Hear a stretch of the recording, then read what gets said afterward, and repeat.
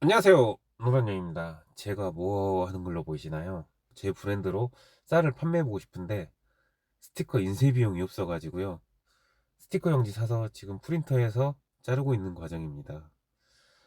돈이 없어요. 스티커 인쇄할 돈이 없어갖고 이러고 있습니다. 사실은요, 그게 아니에요. 제 나름대로 저의 방식인데요. 처음부터 포장지 인쇄나 스티커 인쇄를 가지 않아요, 저는. 제가 귀농한 지가 10년이 넘었으니까 그때 당시는 소포장 개념이 별로 없었고 로컬 푸드도 별로 알려지지 않았어요. 그러다 보니까 이걸 소포장해갖고 팔면은 옆에서 어르신들이 뭐라고 한 소리씩 하기도 하고 비웃기도 하고, 야 그렇게 해서 팔리겠냐 라고 그런 소리를 많이 들었어요. 즉 그 소포장 시장이 없었으니까 어느 단위가 잘 팔릴지를 모른다는 거였어요.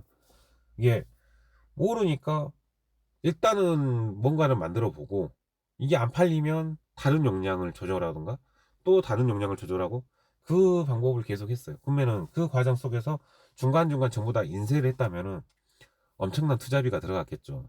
근데 거기서 손실률을 가장 줄이고 여러 상품을 구성했던 이유는 스티커 용지를 사서 프린터 해가지고 저렇게 잘랐던 거예요. 비닐 포장지 같은 경우는 100장 단위로 사서 저렇게 다 테스트해보고, 아, 이 포장 단위가 가장 잘 나가고 대중성이 있다.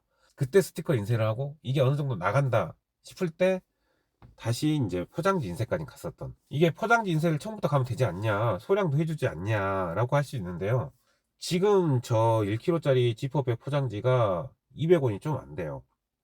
200원이 좀 안 되는데 이걸 100장만 인쇄했을 때는 한 400원에서 500원 될 겁니다. 포장 단위가. 그러면 제품 원가가 올라가 버려요. 그러면 이 비용을 가장 줄이는 방법은요, 최소한 3,000장 이상? 1,500장은 해야지 단가가 떨어질 거예요. 그럼 1,500장 하면 한 250원 꼴, 아니면 300원 정도 될 거예요. 300원 안 될 것 같아요. 지금 포장지가 200원이 안 되니까 300원이 안 될 것 같아요. 그 정도로 단가가 떨어져요. 그러면 벌써 제품 포장지 하나가 100원 이상의 차이가 나버리거든요. 근데 이게 상당히 커요. 한 300원씩 3,000장만 하더라도 90만 원이에요. 근데 이게 한 5,000장은 150만 원이거든요. 근데 이게 시장성이 없어. 5,000장을 인쇄했는데 시장성이 없어. 그 포장지 다 버려야 돼요. 그냥 순식간에 돈 손실이에요. 뭐 그 돈이 작다고 할 수도 있는데, 내가 전 회사에서요, 거짓말 안 하고 진짜로 있었던 일인데, 제품이 여러 개 있으니까 이거 스티커를 다 10,000장씩을 인쇄한 거예요. 10,000장씩을 인쇄했는데 이게 제품이 안 팔리는 것들은 이제 나중에 폐기를 해야 되잖아요. 그리고 OEM 제품들도 있었고, OEM 제품들도 마찬가지로 10,000장씩을 인쇄를 했는데, 그때는 롤 스티커를 인쇄해야 되기 때문에 5,000장 아니면 10,000장을 했어야 됐어요. 많이 했어야 되는데, 이제 이게 잘 팔릴 줄 알고 제품을, 스티커를 인쇄했는데 안 팔리는 거죠. 그리고 폐기한 비용이 1,000만 원이 넘게 스티커를 폐기해 본 적이 있어요. 그러니까 한두 장이 뭐 100원, 200원 차이가 별거 아니라고 했지만, 이게 1,000장, 만장 내면 비용이 엄청 커져요. 그래서 그런 손실률을 줄이기 위해서고, 마찬가지로 스티커 인쇄도 최소가 1,000장이거든요. 기본적인 1,000장이에요. 100장을 할 수도 있는데 100장 인쇄 하나, 1,000장 인쇄 하나 가격 차이가 별로 없어요. 그리고 스티커라든가 모든 인쇄 제품은 장수가 늘어나서 가격이 떨어집니다. 그러다 대량을 할 수밖에 없거든요.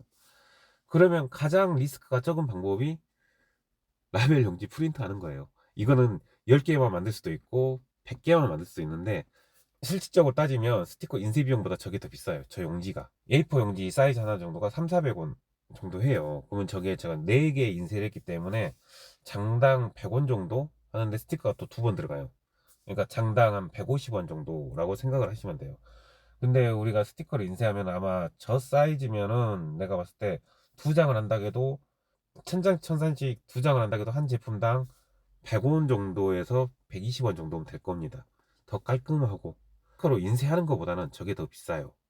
1kg 했는데 안 나갔어. 그럼 다시 2kg 해야 될 거 아니에요. 2kg 또 인쇄를 해야 될 거 아니에요. 그럼 1kg 한 50개 팔고 나머지 950장은 다 버려야 되는 상황이거든요. 이게 그런 리스크를 가장 줄이는 방법이죠. 그래서 돈이 없기도 없지만 가장 손실률을 줄이는 방법의 나만의 방법이에요. 귀농 초기부터 상품 구성을 할 때, 어떤 농산물을 포장 구성할 때 다 이런 식으로 가장 잘 나가는 단위, 포장 단위를 저렇게 찾는 거죠. 저렇게 해서. 그래서 팔아보고 안 팔리면 용량 바꾸고. 그러다 보니까 귀농 초기에 좀 오해가 많이 있었던 게 있었어요. 제가 건축을 했었거든. 귀농하자마자 건축을 했었는데, 건조직이라는 자체가 시장이 없었어요. 그리고 소포장 개념도 없었어. 그러다 보니까 50g, 100g, 200g, 300g 막 그렇게 포장을 한 거예요. 그러니까 이 포장단이 나와보고 안 되니까 나중에 또 다른 포장단이 나오고 막 그러다 보니까 주위에서 뭐라고 하냐면, 그때 당시 또 귀농한 사람 중에 청년들이 많이 없었거든요. 청년 귀농인이라 확실히 다르네. 지원을 얼마나 많이 받았거니 저렇게 상품 구성을 다양하게 할 수 있냐. 그렇게 생각을 하시더라고요. 너 매덕 받았냐 물어보는 사람도 있었고, 너 지원 사업 굉장히 많이 받았구만, 어떻게 받는 방법 좀 가르쳐주라, 막 그러신 분도 있었는데, 지원 사업을 받은 게 아니고요. 실질적으로 저렇게 한 겁니다. 비닐 100장씩 사서 프린터해서 일일이 잘라가지고 다 붙인 거예요. 스티커 붙이는 거와 똑같긴 하지만 일일이 다 저렇게 재단해서 다 저렇게 한 거예요. 근데 사람들은 그 내용을 모르고, 와, 제 지원을 엄청 받았구나, 매덕으로 받았겠다, 청년이니까 뭐 매덕 받았겠다, 그런 얘기를 자꾸 하시더라고. 그래서 아버지한테 혼나기도 하고 억울했죠. 그것 때문에 말도 많이 들었고, 뭐 자기도 밖에 좀 노하우를 가르쳐주라 막 그러신 분도 있었고. 아니, 받은 게 없는데 노하우를 어떻게 가르쳐줘. 아무튼 그런 적이 있었습니다. 근데 지금은 나중에 사람들이 알고 저런 거 자르는 모습 보고, 이야, 청승맞다, 내 막이 이런 거였니? 막 그렇게 막 웃으신 분도 있는데, 비용을 줄이는 방법이 제 방법인데, 이제 다른 분들이 그래요. 그냥 처음부터 지원 받았고 하면 되지 않냐라고 하고, 좀 무리 가더라도 처음부터 투자하면 되지 않냐. 내가 아까 말했잖아요. 그렇게 인쇄하고 시장이 없으면 어떡할 건데. 아니, 어떻게든 팔면 되겠지라고 생각할 수도 있는데, 안 팔리면 말짱 꽝이에요. 지원을 받으면 좋죠. 근데 안 팔리면 말짱 꽝이라는 거예요. 그래서 그걸 안 가는 거죠. 이제 지원까지 막 생각한다면, 내가 이제 어느 정도 팔리는 양이 된다, 스티커 아닌 인쇄를 해야 된다, 그랬을 때는 지원을 받으려고 생각을 하죠. 그 전까지는 저는 이제 스티커 인쇄까지만 했을 때는 지원받을 생각을 안 해요. 왜, 한 포장지까지 해갖고 한 2, 30만 원이면 되는데, 1000개 만드는데 포장 비용만 2, 30만 원이면 되는데, 지원을 받으면 그렇게 할 수가 없어요. 몇천 장씩 몇만 장씩 해야 되는 거죠. 그래갖고 안 돼버리면 다 폐기해요. 그런 케이스를 너무 많이 봤어요. 내가 혹시나마 대통령하고 이야기할 기회가 있다, 대통령한테 뭔가 건의할 사항이 있다, 그러면 이걸 얘기할 것 같아요. 우리나라가 소상공인 제조업들이, 음식 하시는 분들 망할 수밖에 없는 시스템으로 돼 있어요. 이게 진짜 웃겨요. 청년기농인들 생각하시는 분들, 가공식품을 하려면 잘 생각을 해보세요. 그게 망할 수밖에 없는 시스템으로 돼 있어요. 그걸 성공할 확률은 0.1%?